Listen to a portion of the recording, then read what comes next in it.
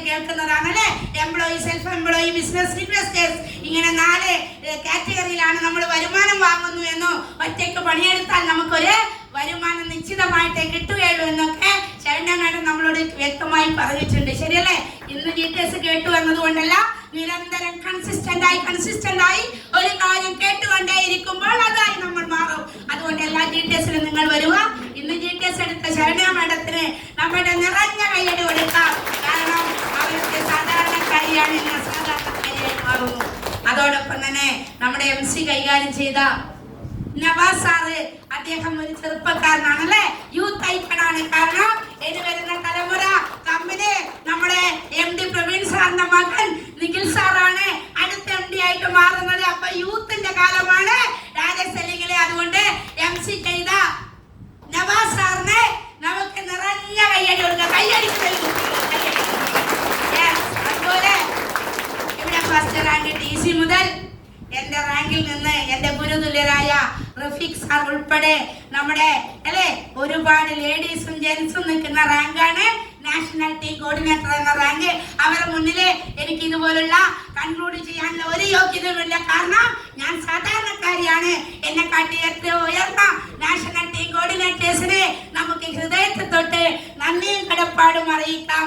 അതോടൊപ്പം തന്നെ ഇന്ന് ഈ പ്രോഗ്രാമിൽ എത്തിച്ചേർന്ന നിങ്ങൾ ഓരോരുത്തർക്കും, പ്രത്യേകിച്ച് റംസാൻ മാസത്തില് നമ്മൾ പ്രാർത്ഥനയുടെയും അല്ലെ ആദ്യത്തെ നബി പറയുന്നത് എന്താണ്? ആദ്യത്തെ 10 ദിവസം ഏതിനുള്ളതാ? കരുണയുള്ളവരായി മാറാൻ അല്ലെ, കരുണയുള്ളവരായി മാറാൻ. അടുത്ത 10 ദിവസം നബി പറയുന്നത് എന്താ? അടുത്ത 10 ദിവസം എന്താ? എത്ര പേർക്കറിയാം? അടുത്ത 10 ദിവസം എന്തിനു വേണ്ടിട്ടാ? മോചനത്തിന് വേണ്ടി അല്ലെ, പാപമോചനത്തിന് വേണ്ടി അടുത്ത 10 ദിവസം. പിറ്റേത്തെ ലാസ്റ്റ് 10 ദിവസം എവിടെ പോവാതിരിക്കാൻ? നരകമോചനത്തിന് വേണ്ടി. അപ്പൊ ഇപ്പൊ ഇരിക്കുന്ന 10 ദിവസം നമ്മൾ എപ്പോഴെങ്ങനെയാ? ആദ്യത്തെ കരുണയുള്ള 10 ദിവസം നമുക്ക് കഴിഞ്ഞു. എല്ലാവരും കരുണയോടുകൂടി കാണാൻ പഠിച്ചു അല്ലെ, പ്രാർത്ഥിച്ചു നമ്മൾ അല്ലാഹുവോട്. ഇപ്പം വരുന്ന 10 ദിവസം നമുക്ക് എന്താ? പാപമോചനം. എന്താ പാപമോചനം? തെറ്റ് ചെയ്യാത്തതായിട്ട് മനുഷ്യനില്ല അല്ലെ. ലോകത്തിൽ എല്ലാവരും തെറ്റ് ചെയ്യുന്നു. പക്ഷേ പാപം ചെയ്തവർ പാപം ഏറ്റുപറഞ്ഞ് ശുദ്ധീകരിക്കുമ്പോഴാണ് അവർ നല്ല വ്യക്തിത്വമുള്ളവരായി മാറുന്നു. അതാണ് റംസാൻ മാസം. അടുത്ത പാവം 10 ദിവസം നമ്മളെ സ്വർഗത്തിലേക്ക് കൊണ്ടുപോകണേ തമ്പുരാനെ. ഞാൻ സക്കാത്ത് കൊടുത്തുകൊണ്ടോ മനുഷ്യനെ മനുഷ്യനായി കണ്ടുകൊണ്ടോ ഈ ലോകത്തിൽ ജീവിതകാലം ഉള്ളതുവരെ മതസൗഹാർദ്ദത്തിന്റെ പേരിൽ ജാതിയുടെ, മതത്തിന്റെ അല്ലെങ്കിൽ രാഷ്ട്രീയത്തിന്റെ വിവേചനമില്ലാതെ നിങ്ങൾ വന്നിരിക്കുന്ന ഈ മേഖല, മൈലൈശൽ എന്ന മേഖല, അതാണ് നബി പറഞ്ഞ വചനത്തിന്റെ ഉൾക്കൊള്ളുന്ന സ്ഥലമാണ് മൈലൈശൽ എന്ന സ്ഥലം. അതുകൊണ്ട് നോമ്പെടുക്കുന്ന എല്ലാ സഹോദരി സഹോദരന്മാർക്കും മൈലൈശലിന്റെ പേരില് ഹൃദയത്തിൽ തൊട്ട് നന്ദിയും കടപ്പാടും അറിയിക്കാൻ അവർക്ക് നിറഞ്ഞ കൈയടി. എല്ലാം കേട്ടു വന്നവരാണ് അല്ലേ. അതുകൊണ്ട് ബാക്കി വന്ന ഗസ്റ്റിനും ഡിസ്ട്രിബ്യൂട്ടേഴ്സിനും DCMO ലീഡേഴ്സിനും ഒക്കെ നന്ദി പറഞ്ഞുകൊണ്ട് ഇനി ഞാൻ തിരൂര് GTS സെന്ററിലേക്ക് വരുന്നുണ്ടെങ്കിൽ ഞാനൊരു പ്രതിജ്ഞ എടുത്തിട്ടുണ്ട്. ഇനി വരണമെങ്കിൽ ഞാൻ കോണ്ടിനെന്റൽ ടീം കോർഡിനേറ്റർ ആയിട്ട് ആ 25 ലക്ഷത്തിന്റെ വണ്ടിയുമായിട്ട് ഇനി ഞാൻ തിരൂരിന്റെ മണ്ണിലേക്ക് വരുള്ളൂ. എന്നോടൊപ്പം വന്ന ഒരുപാട് ആളുകൾ ഈ ബിസിനസ് വിട്ടുപോയിട്ടുണ്ട്. എന്നോടൊപ്പം വന്ന ഒരുപാട് ആളുകൾ ഈ ബിസിനസ് മോശമാണ് എന്ന് പറഞ്ഞ് മറ്റൊരു ബിസിനസ്സിലേക്ക് പോയിട്ടുണ്ട്. പക്ഷെ അവരെല്ലാം ഇപ്പോൾ തേരാപ്പാറ നടക്കുന്നുണ്ട്. ഞാൻ ഇതാ മുന്നോട്ട് വെച്ച കാൽ 1 ഇഞ്ച് പോലും പിന്നോട്ട് വെക്കാത്ത ഒരാളുടെ പേരാണ് സുലോചന പയ്യനോ.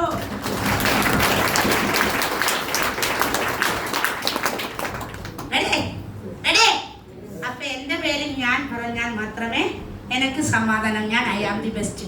നിങ്ങൾ എന്നെ കാണുന്നത് എങ്ങനെയാണെന്ന് എനിക്കറിയില്ല, പക്ഷെ ഞാൻ എന്നെ കാണുന്നത് ഐ ആം ദി ബെസ്റ്റ്.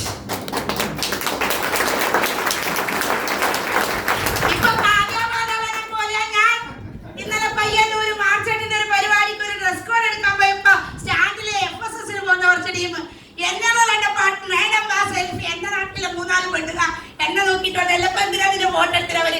ഞാൻ പറഞ്ഞു ഞാനിപ്പോ Kavya മാധവനാണ്. I am the best.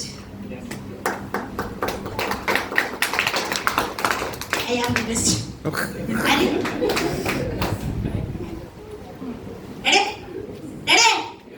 അപ്പൊ നിങ്ങൾ എന്നെ കാണുമ്പോ നിങ്ങൾക്കൊരു ഇൻസ്പിറേഷൻ ഉണ്ടാവണം.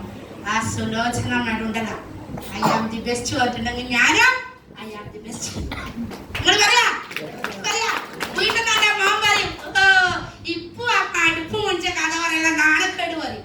പക്ഷെ ഓനത് പറയാം. പക്ഷെ അടുപ്പ് മുഞ്ച കഥ ഇന്ന് കേരളത്തിന്റെ എല്ലാ ജില്ലയിലും ഞാൻ ഇതുപോലെ GTS-ലും FSS-ലും 59 FSS എടുത്തു. ഞാൻ അതിലെല്ലാം സ്ലൈഡ് കാണിച്ചിട്ട് ആ ഹീറ്ററും ആ ഗ്യാസ് അടുപ്പും കാണിച്ചു കൊടുത്തിട്ടുണ്ട്. ഇതെല്ലാം കേൾക്കാൻ ഒരുപാട് ആളുകളുണ്ട്, കൈയടിക്കുന്നവരുണ്ട്. അതുകൊണ്ട് എന്റെ മുമ്പ് ഞാൻ പറയാണ്ടിരിക്കാൻ വേണ്ട. അതുകൊണ്ട് നിങ്ങൾ എല്ലാവരും എനിക്ക് വേണ്ടി, എന്റെ കുടുംബത്തിന് വേണ്ടി പ്രാർത്ഥിക്കണമെന്ന് മാത്രം പറഞ്ഞുകൊണ്ട് ഇനി നമ്മൾ